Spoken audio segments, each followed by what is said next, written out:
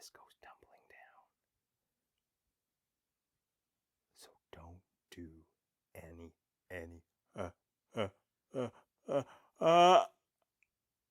Want to keep your readers on the edge of their seats? Get your characters in trouble. Stick around and find out how.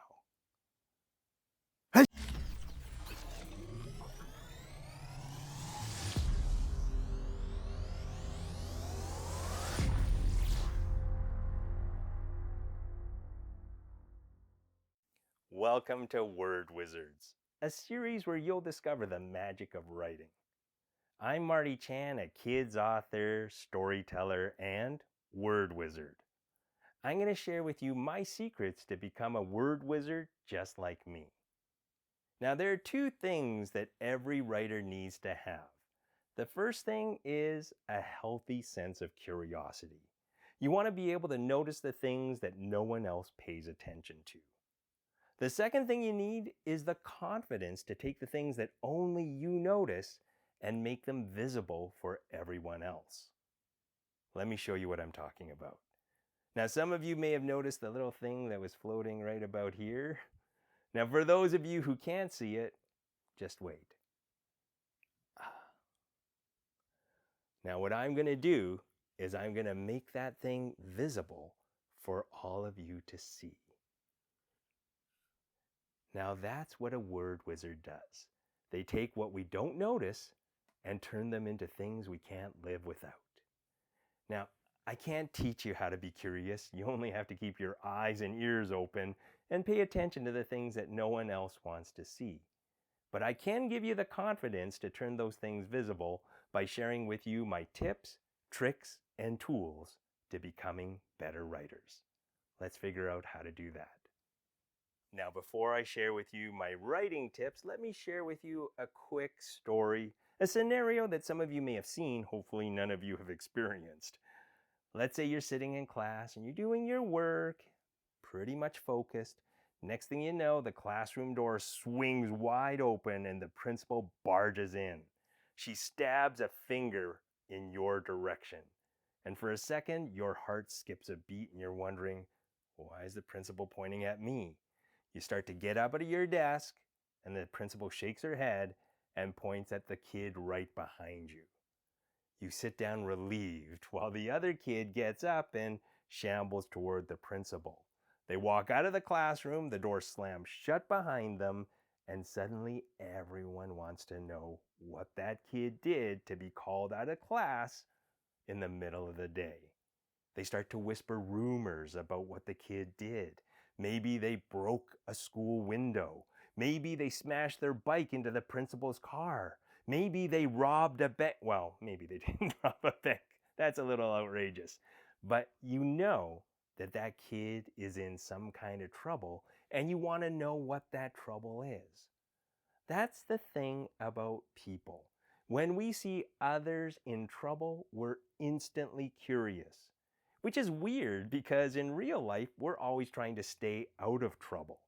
But when someone else gets in trouble, we're fascinated. If you're sitting in a car and you pass by an accident, notice how every car seems to slow down and every person in a car looks at the accident and wonders what happened. Now, why do people do that? I think part of it is we're fascinated with how people get in trouble, but we also want to know how they get out of trouble, and we don't want to deal with the mess ourselves. We just want to see how other people do it. Now, I'll give you an example of what I'm talking about. When I watch a movie, the scene that I can't look at but I have to watch is when somebody's trying to steal something. Now, I can't turn off the scene. I have to know what happens, and I watch through my fingers wondering if that person's going to get away with what they're going to steal or if they're going to get caught. Now, if you know that people are fascinated when others get in trouble, that gives you a little clue about what you need to do in your stories. In fact, creating trouble, or what writers call conflict, makes the meat of your story, the middle of your story is where all the exciting trouble or conflict happens.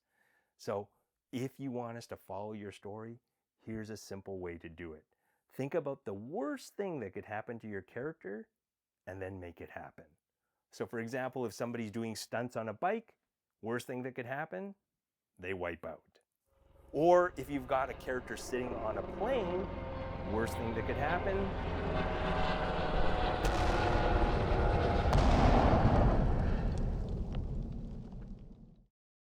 so think about the worst things that could happen and you'll always create conflict in your story. Now, let's say you don't want every single story you write to have an asteroid crashing into the Earth. How do you create conflict then? Well, I'm going to share with you my writing secret, my word wizard secret on how to create conflict. It's a little cheat code that I use. If you know what a cheat code does in video games, you'll know that it makes it easier to play the game. In the same way, this cheat code is going to make it easier for you to create conflict in your story. And all you need to know is how to wow your reader. Now, wow stands for the 3 basic things you need to think about when you're creating conflict in your story. The first W in wow stands for what does your character want? Think about it as their goal or their mission or their objective. When you know what the character wants, it helps create a direction for the story. You could want something from a friend. You could want somebody to do something for you. You might need to get to a certain destination. If we know what your character wants, then you've got the beginning of conflict. The O in WOW stands for the thing that creates the conflict, obstacles. Something or someone that keeps your character from getting what they want. Now, there are many different kinds of obstacles that you can create in your story. There are 3 major categories of obstacles that you can choose from, and I'm going to share them with you now. Now, the first major category of obstacles is the one that most of us are familiar with: person versus person. If you've ever argued with an older brother or sister, you know what kind of conflict comes from that. Or maybe you get in trouble with a teacher, a parent, or a guardian. That's person versus person conflict. So when you think about that kind of obstacle, you can have good versus evil, like Darth Vader versus Luke Skywalker. You could have a hero versus a villain.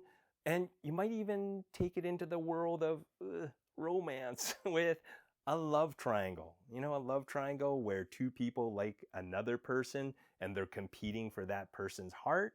And that one person has to decide between one of 2 people. The other kind of obstacle you can have is person versus nature. Now, this goes all the way back to the times of Greek philosophers when they were talking about stories and conflict. When they were thinking about person versus nature, they were thinking about natural weather occurrences. Maybe there was an earthquake. Maybe there was a hurricane. Maybe there was a tidal wave. They thought it has to be person versus the natural elements. Now, that's all fine and dandy if you're writing a disaster story. But let's say you're writing a family drama. You can't really have a volcano erupt in the middle of a family dinner. So what kind of conflict can you create from there if it's not a natural disaster? Well, think about nature as being objects or things. The perfect place to look for person versus nature kind of obstacles is a scary movie. If you've watched a scary movie, you've seen all sorts of examples of person versus nature. Maybe your victim trips on a twig in the middle of a field. Maybe they try to jump into the car and they try to start the car, but they've lost their keys. Or they do have their keys, but the car won't start. Think about all those different examples from scary movies, and you'll come up with all sorts of different obstacles that are person versus nature. One more kind of obstacle you can create, and it's the one that has the most emotion to it. It's person versus self. And what that means is there may be something within you that makes it hard for you to accomplish your objective. Maybe you're super shy and you can't talk to somebody, or maybe you're really proud and you don't want to ask for help, or sometimes it might be just a decision you have to make, an internal struggle where, you've got an angel on one shoulder and a devil on the other, and they're both whispering in your ears about what you should do. A perfect example of person versus self usually happens around New Year's Eve. That's when a lot of grown-ups make resolutions to often be healthier and lose weight. And they show up at the gym in January and they hit the treadmill, they do weights, they work out on the elliptical, and they try really hard. They sweat up the place, and boy, does it stink. But usually around the middle of February, a lot of those people disappear because they've given up. They've lacked the motivation to continue. And what usually happens is next New Year's Eve, they make the exact same resolution to lose weight. So think about person versus self as a way to build up some great internal conflict. Now keep that in mind. You got 3 different categories of obstacles you can create: person versus person, person versus nature, and person versus self. Any one of those are going to create great conflict in your story. But wait, there is one more part of the cheat code. In WOW, we have the second W, which is, why is your character going after their objective? We need to know the reason they're going after everything so that we can care about what's going on, and we can decide if we want to cheer for your hero or if we want to put the book down. When you come up with the reason why your character is going after their objective, we can wrap our minds around what they're doing and we can relate to them.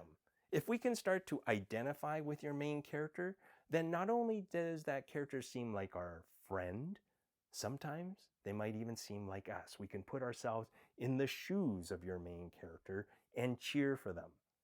For example, in sports, if you watch the Olympics or the Stanley Cup or a football match, usually what happens is the sports reporters will focus on an athlete and tell their story, right? It might be a struggle of how they had to overcome all sorts of obstacles in their personal life to become the athlete they are now.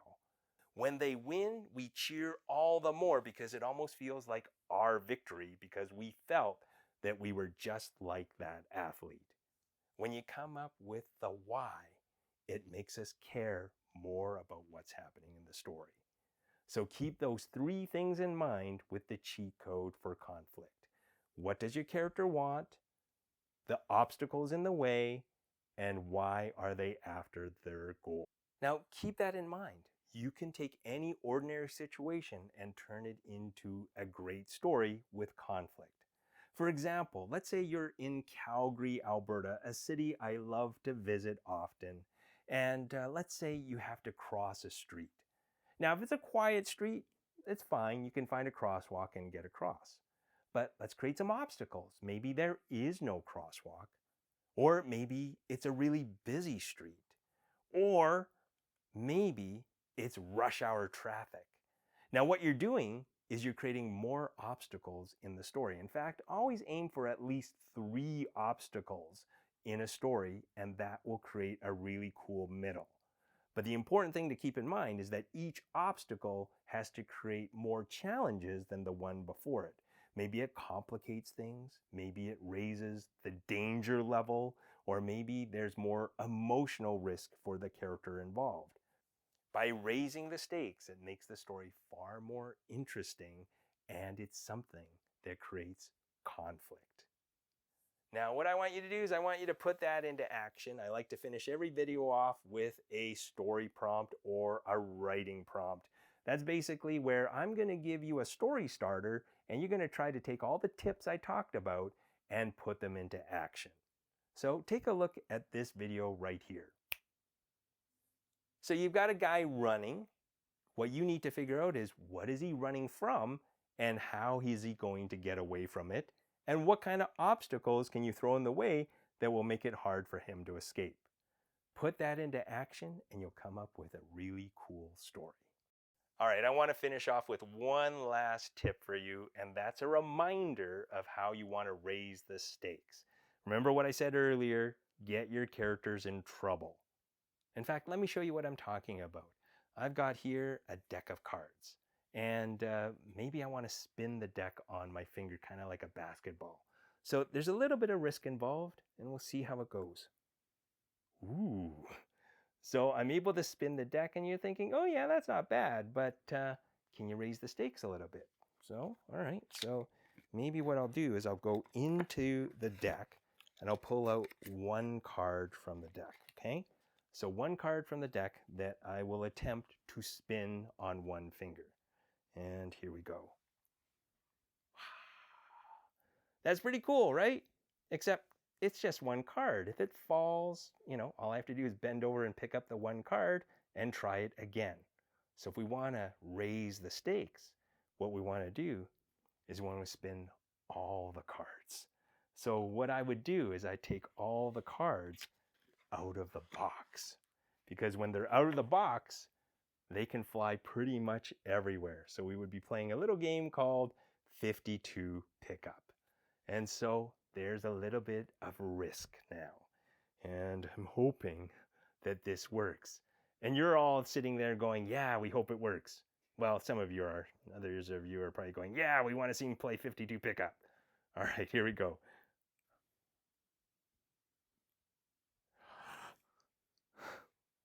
So when you have a little bit of risk, it makes the reader interested in seeing what's going on. So with your stories, always remember, think about the worst thing that can happen and then make it happen so that the reader stays interested in your stories from the beginning to the middle to the end.